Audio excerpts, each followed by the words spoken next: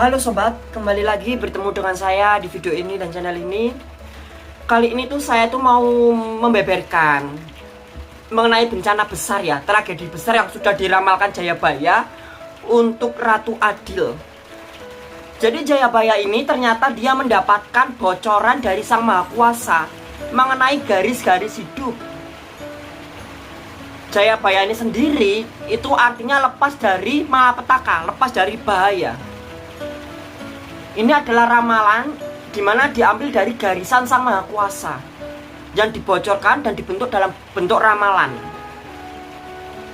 Di mana Sang Jayabaya itu sendiri dalam ramalannya itu benar-benar mengerikan ya. Mengatakan kalau di tahun 2024 sampai 2025 ini antara itu akan terjadi maha bencana, akan terjadi bencana yang luar biasa menimpa Nusantara Indonesia ini sampai semuanya hancur lebur, semuanya akan lenyap. Bahkan setelah kejadian itu tentunya itu akan membuat dunia syok. Wah, Indonesia hilang, dihantam Sang Maha Kuasa gitu ya, diremukkan oleh Sang Maha Kuasa gitu ya. Ini benar-benar menakutkan tentunya, menakutkan pasti. Siapa sih dari kalian semua yang gak takut kalau kalian mati di dalam bencana? Semuanya gak akan ingin ya. Kalau hanya mati dimakan binatang buas, oke, rasa sakitnya oke, sakit. Tapi kalau mati dalam bencana, masuk ke lumpur lavindo gitu ya, ke lahar panas gitu, kita sudah mati. Belum lagi kalau nanti dihantam ombak. Ini benar-benar pandangan yang mengerikan, ramalan yang mengerikan. Dimana ramalan Jayabaya ini benar-benar menjadi momok bagi masyarakat Jawa terkhususnya ya di Nusantara.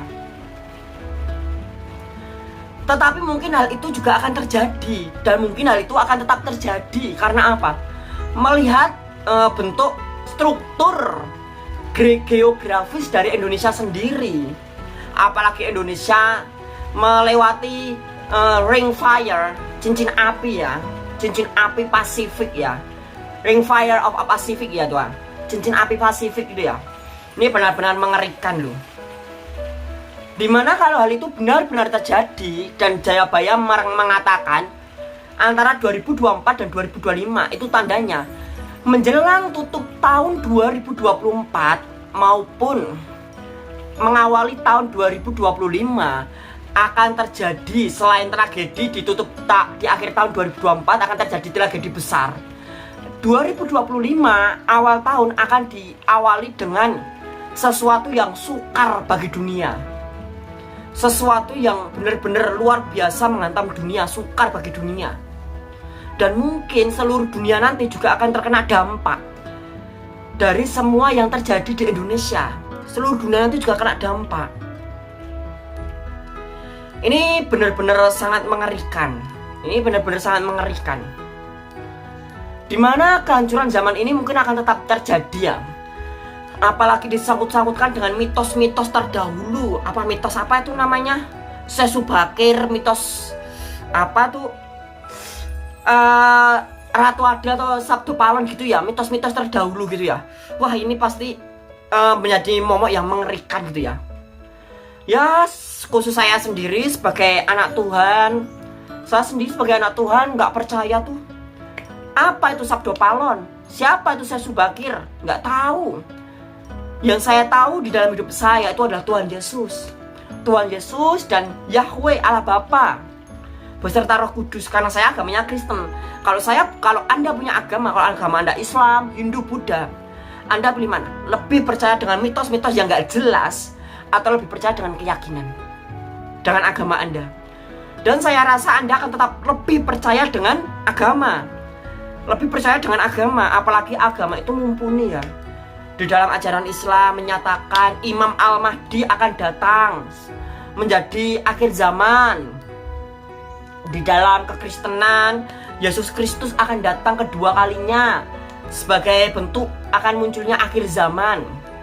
Di dalam agama ajaran Yahudi itu juga akan munculnya Sang Mesias, Sang Penolong bangsa Yahudi yang akan muncul di akhir zaman. Dan konon katanya hal-hal seperti saat ini di mana Israel Palestina itu berperang, Hal-hal sedemikian ini sudah diramalkan melalui riwayat-riwayat agama ya. Sudah diramalkan dalam kitab Yahudi, sudah diramalkan di dalam Alkitabnya orang Kristen, bahkan sudah diramalkan di dalam hadis-hadis Nabi ya, sang Rasulullah ya, di agama Islam ya. Ini benar-benar hal yang luar biasa, dimana ketiga agama ini, agama Yahudi, Kristen, dan Islam ini agama adalah agama Abrahamik, agama yang menjalankan tuntunan dari sang Abraham. Ketiga-tiganya ini ya, dimana bangsa Yahudi dia memuji Allahnya Abraham, yaitu sang Yahweh, Allah Yehuwa atau Allahnya bangsa Yehuda. Dan orang Kristen menyembah Allah Bapa yang ditandai dengan huruf kapital Tuhan besar semua di dalam Alkitab bagian belakang, yang menyatakan bahwasanya Tuhan dengan huruf besar semua itu adalah nama salinan dari Allah Israel, yaitu Yahweh, Jehovah, Yehuwa. Dan sedangkan di dalam Islam itu membahas tentang Allah Subhanahu wa Ta'ala, Allah yang esa, dia tunggal, tidak beranak dan tidak diperanakan. Dan mungkin saja Allah itu sendiri adalah salinan dari nama Tuhan yang benar, yaitu Yahweh. Mungkin saja, tapi kan saya orang Kristen nggak tahu ya. Tapi saya kira antara agama Yahudi, Kristen, dan Islam itu semua sama, agama Abrahamik. Ya, itulah kehidupan. Segala sesuatunya itu memang silih berganti. Segala sesuatunya silih berganti dan berlalu. Yang lalu biarlah berlalu. Akan muncul, akan tiba hal-hal yang baru. Semuanya memang silih berganti, tidak ada yang abadi. Dimana mungkin saja bencana yang terjadi yang ada di dalam ramalan Jayabaya itu mungkin saja akan terjadi di Nusantara loh. Mungkin saja loh. Dan bila mana itu sudah terjadi, maka itu adalah garisan Sang Maha Kuasa. Itu adalah perintah Sang Maha Kuasa, itu adalah ketetapan Sang Maha Kuasa. Dan ini benar-benar menjadi momok menakutkan.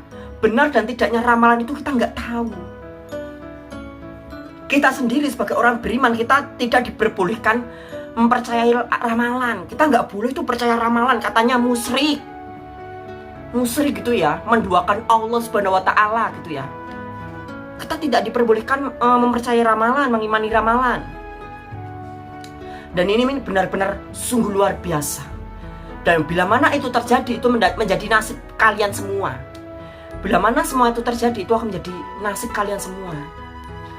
Ya, kalianlah tetap harus berdoa lah. Yang Islam juga berdoa kepada Allah Subhanahu wa Ta'ala dan kepada junjungan mereka sang Rasulullah Nabi Muhammad gitu ya.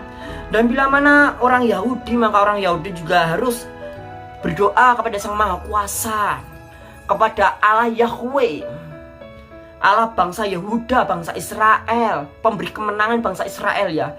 Harus berdoa.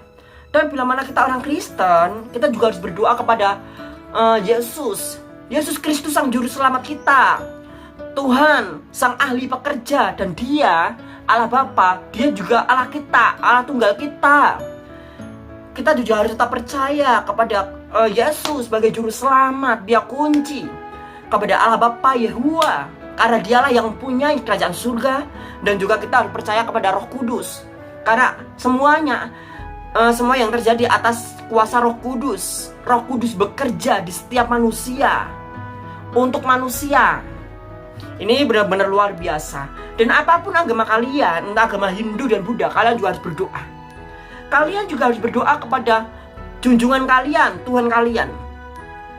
Kita harus tetap percaya apapun yang terjadi di tahun 2024, akhir tahun 2024 dan awal tahun 2025, kita pasti bisa. Kita harus tetap percaya, kita pegang teguh iman, kita pegang teguh agama. Itulah kenapa kita harus tetap berpegang teguh pada agama. Masa agama salah, kan kita nggak terima ya. Agama itu selalu benar, katanya gitu. Ya kita harus pegang teguh.